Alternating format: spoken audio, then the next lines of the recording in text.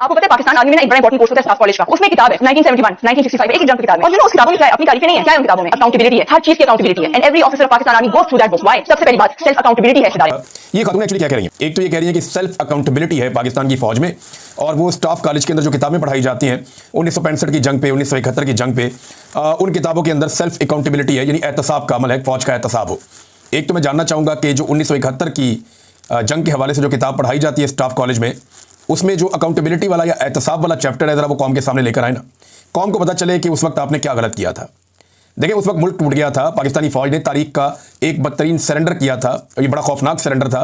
90,000 फौजियों ने हथियार डाले थे, इतने बड़े पैमाने पे कभी भी फौज ने हथियार नहीं डाले जैसे मशरकी पाकिस्तान में हुआ पाकिस्तानी फौज के साथ।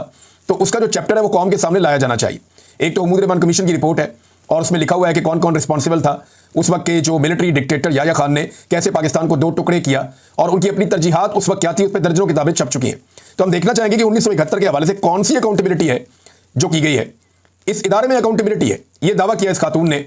तो अगर इदारे में अकाउंटेबिलिटी होती तो 4 मरतबा मार्शल लॉ लगाया इस इदारे ने, 4 डिक्टेटर्स आए जिन्होंने आईने पाकिस्तान को तोड़ दिया, वायलेट कर दिया। क्या उनकी अकाउंटेबिलिटी इस इदारे ने की? नहीं की। इस इदारे ने बार बार हुकूमतें बनाई और हुकूमतें गिराई, क्या अकाउंटेबिलिटी हुई? नहीं हुई। जबरी तौर पे इंसानों को लापता किया गया, क्या अकाउंटेबिलिटी हुई? नहीं हुई। बेशुमार चीजें इस इदारे ने की, यानी पॉलिटिकल पार्टियां बनाते हैं, फिर सियासत के अंदर इन्वॉल्वमेंट करते हैं, तो हर चीज में जो इन्वॉल्वमेंट है वो गलत है ना। तो कभी कोई अकाउंटेबिलिटी हुई? कोई अकाउंटेबिलिटी नहीं हुई, बल्कि परवेज मुशर्रफ को सजाए मौत दी गई, फांसी की सजा उनके मरने के बाद, और यह भी कहा गया इनकी लाश को लटकाओ। तो क्या कोई अकाउंटेबिलिटी हुई? बल्कि उस जज को निशाने इबरत बनाना शुरू कर दिया जिस जज ने यह फैसला दिया था।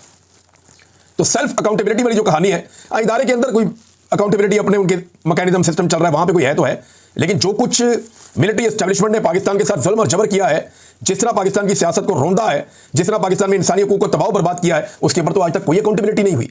अगर अकाउंटेबिलिटी होती तो पहले के बाद दूसरा डिक्टेटर आता ही ना, अयूब खान के बाद याह्या खान, याह्या खान के बाद ज़िया-उल-हक के बाद परवेज मुशर्रफ, और उसके बाद पीछे बैठकर तो माशाल्लाह लगातार चल रहा है इमरान खान साहब, आज के दौर को भी माशाल्लाह कहते हैं।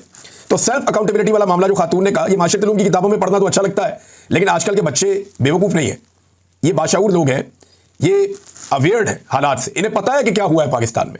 ये माशरत उलूम की आपकी किताबों पे और घिसे पटे लेक्चर्स के ऊपर बिलीव नहीं करेंगे, चाहे वो कोई खातून दे, चाहे वो कोई हजरत दें, चाहे जितने मर्जी अच्छे एक्शन के साथ दें, फर्क नहीं पड़ेगा। क्योंकि फर्क पड़ेगा एक्शन के साथ, फर्क पड़ेगा तब जब आप अच्छे तरीके से अपना काम करेंगे, सिर्फ अपना काम।